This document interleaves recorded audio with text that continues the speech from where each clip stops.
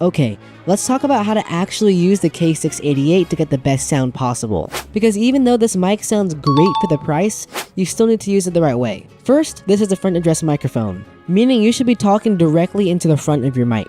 Ideally, you want the mic to be about 3 to 6 inches away from your mouth and just slightly off axis. Like this, so you're not breathing or spitting directly into the microphone. That'll reduce plosives without affecting your voice too much. Mounting it on a boom arm like this helps a ton.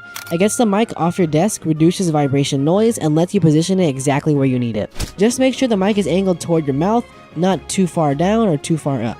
Now, one thing about the K688. The built-in pop filter is okay, but it doesn't fully block those harsh pees and breaths if you were really close to the mic. What helped me a lot was buying a replacement pop filter, specifically the one made for the Shure SM7B. It actually fits over the K688 just fine and cuts down on plosives way better than the one that comes with the mic. So with the right placement, a boom arm, and a replacement pop filter, you can make this mic sound way more expensive than it actually is.